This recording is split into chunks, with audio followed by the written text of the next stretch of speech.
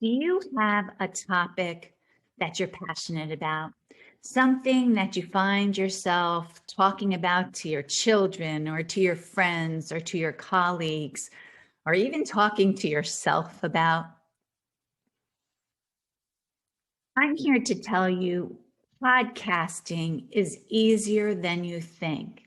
And it is a great channel for you to use to talk about that topic that you are so passionate about with people who are also passionate about it. And when you put that podcast in front of your target audience, they are going to be so interested in what you have to offer. But a lot of times when I talk to people about podcasting, they always put up like two hurdles. One, they don't think what they have to say is of interest to people. Or two, they think it's too difficult. And I'm here to just bust that out of the water because that is not the case. Podcasting is a lot easier than you think. So don't overthink it. Listen to this little video and then jump in and start it. So here are a few things in my speech I'm going to talk about. I'm going to talk about picking that topic and the things you do to implement it, to get a recording, and two, the equipment that I use right now. And I am not a professional by any means. And then at the end, I'm going to attach a quick excerpt from one of my podcasts that will show you the intro, show you the interview that I had with one of my guests and the conversation we do back and forth to show you it is easy and you need to just jump in and do it. It's like that old quote from Wayne Gretzky. You don't make 100% of the shots you don't take. At least I think that's the right quote. You know, you have to like jump in, and maybe every single time it's not going to be perfect. And if you go back over the podcasts that I've done so far, you'll see I've tweaked something every single time I do a new podcast. And I'm still in the process of learning. But I want to encourage others just to take the plunge and jump in with me. So let's get started. First is your topic. Like I said, have a topic that you are passionate about.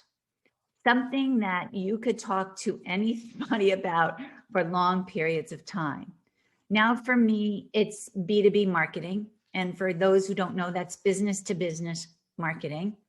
And yes, that's what I do for a living, but I am passionate about it because it's constantly changing. And I'm always trying to figure out ways to get my clients' messages in front of their right audience.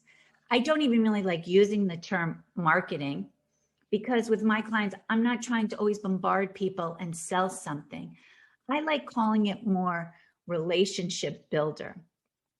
Because I work with industrial expensive products, it's not a one-off sale and people buy. It is about building a relationship with the people so that they form trust in your company and then they realize they need whatever you have to offer. So find that topic that you're very interested in and that you want to educate people on. Now, for me, B2B marketing, business to business marketing, I want to educate people because a lot of people learn about B2C and you might learn about general B2B, but you don't learn about that industrial or the high-end marketing that is needed, or like I said, relationship building that you have. The second thing is you want to find guests. Now, this part I thought was going to be so difficult, and it really isn't, because when I went out to colleagues and vendors and friends in the industry, they all said yes. And I thought they would say no, but they were all encouraged to talk about it because guess what?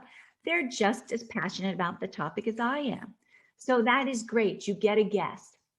Once I have a guest, I call them. We talk for like 30 minutes about tactics and trends they're seeing. That's just between us, you know, so I can put together 5 good questions to ask during the interview. After I hang up from that call, I put together an interview brief, which is a plain Word document. I list who the guest is. I list my name. I put the day and the time that we're going to have the interview. I will put the Zoom link, and yes, I use Zoom to tape it. And then I put the 5 questions that we talked about. And then I always finish with my 6th and favorite question, which is, how do you energize yourself? Because I bring my 2 passions together. I bring the B2B marketing in with my health and fitness, because I think they definitely parlay into each other. You have to energize yourself in order to be innovative at work. You have to think outside the box, especially if you have those expensive products, industrial products, or executive education programs where you want to build a relationship with the people. You know, if you have an executive education program, you don't want them to just attend one of your programs. You would like them to attend a series of your programs. And if you have industrial products, let's say you're an industrial auction company, you're going to have different types of auctions coming up, and you want that individual to trust who you are, the auction process, and bid in on the equipment. So that's how we get the interview brief that is sent to them. We do not script it out. So when I call them up, and like I said, I do it on Zoom. We have a Zoom meeting. As soon as they are ready and we're ready to start the interview, you hit record, which is the button down. I think it's towards the right-hand side at the bottom. Hit record. And I just record a conversation. And I try to keep it very conversational. So there is no set script we have to go to. Sometimes we do go off, and that's something I'm trying to work on, is how do you keep your questions to engaging time period instead of letting it go a little longer. And it gets recorded. Then I might cheat a little. People might call this cheating, but I do send it off to a podcast producer. I found a great one here in Connecticut. She takes the podcast, she cleans it up, she adds our intro, she adds the ending telling people to subscribe, and then she gives me back a live link. Now, this link is something she already posts on YouTube and on 7 podcast platforms. Now, that is something I could research and learn how to do, but it's just too time consuming. So for me, I'd rather leave it to the expert. I let her do it, and she gives me back a nice final product. I take the final link that you have and I start to promote it out to people. Get it distributed to other people, and the key is here, to the right audience that will be of interest to it. So for instance, I'm talking about business to business marketing. I don't want to take my podcast and put it out on my Facebook personal page. Those people aren't going to be interested in my podcast. Matter of fact, I think some of you know, my mother's formed this company 40 years ago. And even my brothers to this day don't truly understand what I do here. So I don't want them really listening to the podcast because they're not going to be interested and engaged in it. So make sure you are putting that link in front of your target audience. I don't want to say, again, market it. I rather say relationship building, of getting that out there to build relationships. The last thing, when you're setting up your podcast, make sure you do it consistently. It's not like you have slow time and you're going to go post a podcast and then you don't come back to it until 3 months later. That's not how podcasting works. Podcasting should be something that is done consistently.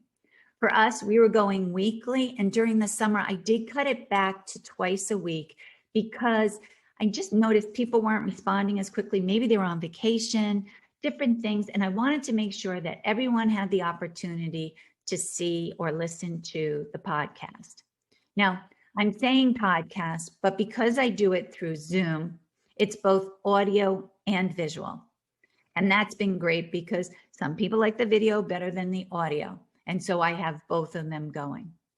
And then what I also do is, once I have the final copy of it, I'll cut it into small segments. So there'll be like little videograms or audiograms. And that is wonderful because you can take that content and use it on social posts. So what might be a 30-minute or 40-minute interview, you can cut into 3 segments, which gives you 4 different pieces of content you now have to distribute at different times. So podcasting is a great way to add some easy, thought-provoking content. Now, when it comes to number 2, which is equipment, very simple.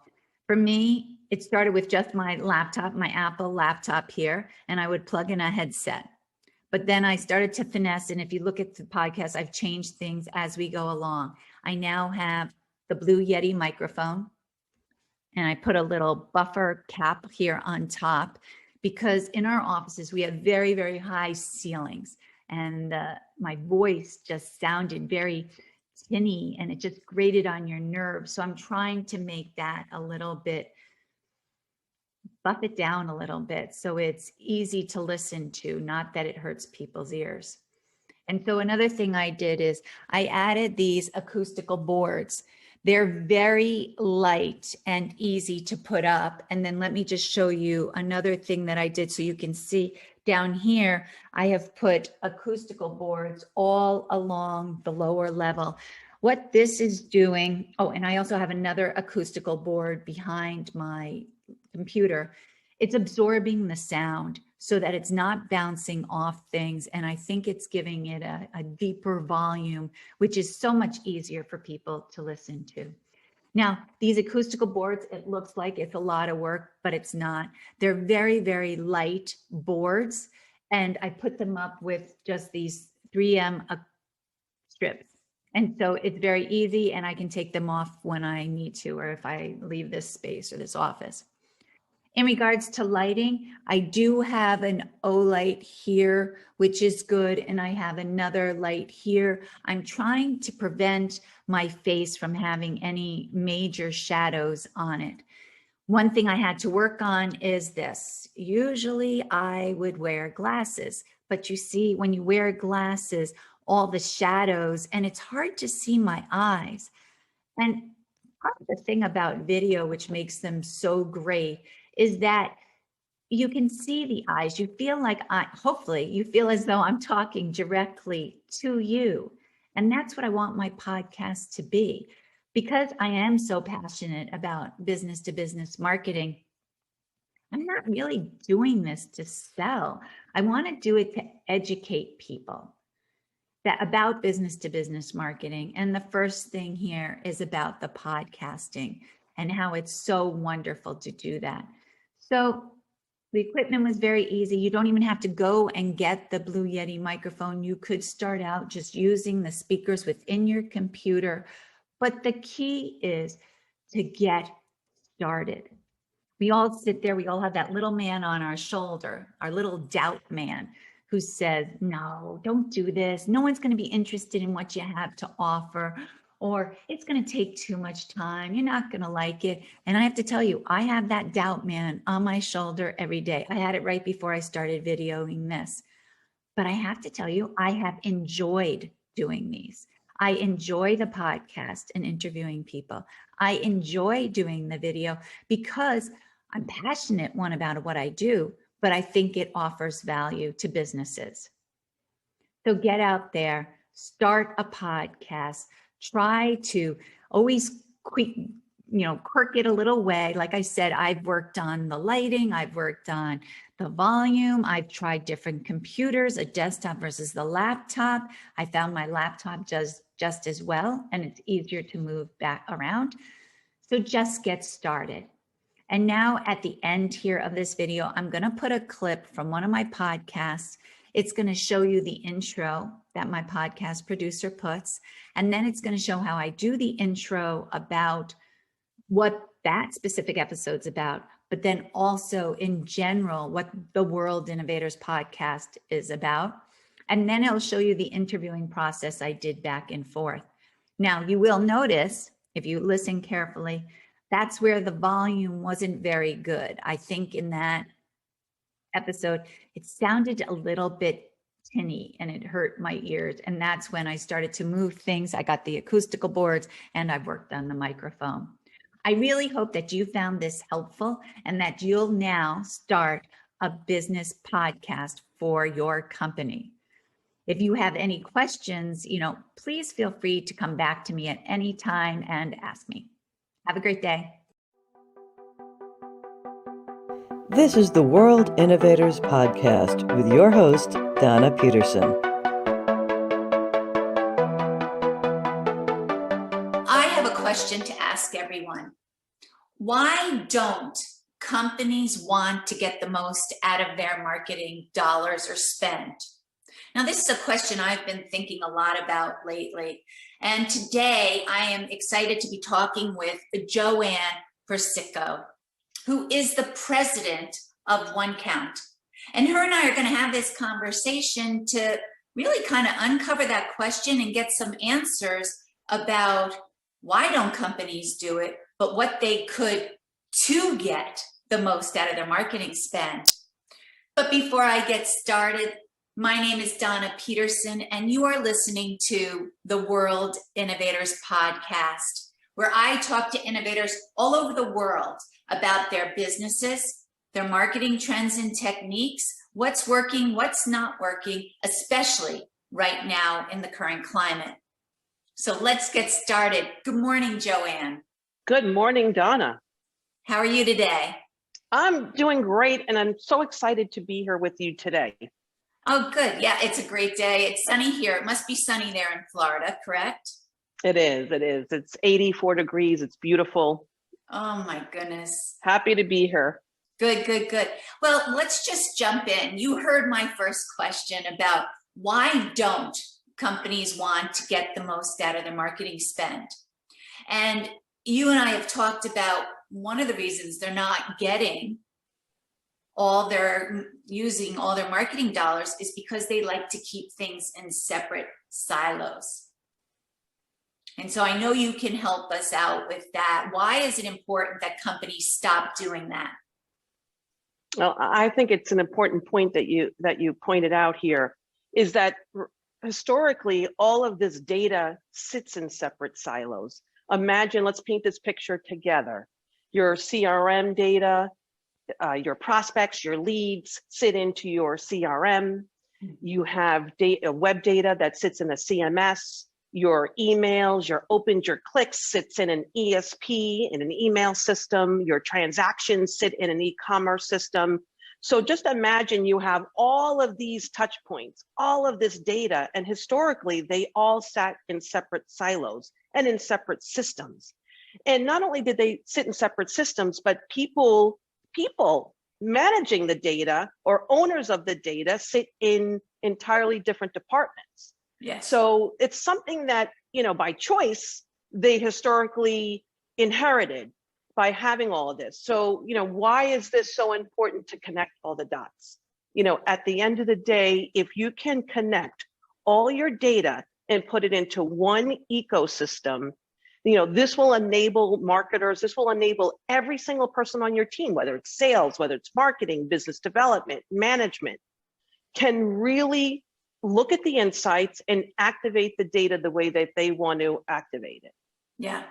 And it's so important. And I've seen it where I've gone into publishing companies and each magazine will keep their information separate. Or like you were just talking about, we've all heard about marketing and sales working together, but you saw the companies where marketing's over here and they're doing their thing. Sales is over here and they're doing their thing. But no one is really coming together to talk.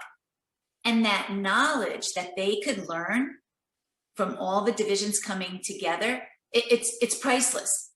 Because yes. Because that's where a company then can get the most out of their marketing spend, but so many of them still keep everything in these separate places. And if they would put it together, they could utilize it more. Well, the other thing too is this tech stack keeps growing. Yeah. If you think about it, there's channels that we never had years ago. Right now you have SMS channels, right? You have social channels. You have, the number of channels have grown. So that means the tech stack has grown, and all of these systems now are, just adding on, which has created this disparate, ecosystem. And so about 5 years ago, the concept of a customer data platform, otherwise known as a CDP, came on the scene. And this big promise was, we're going to connect all your data silos, we're going to connect all your systems so that marketers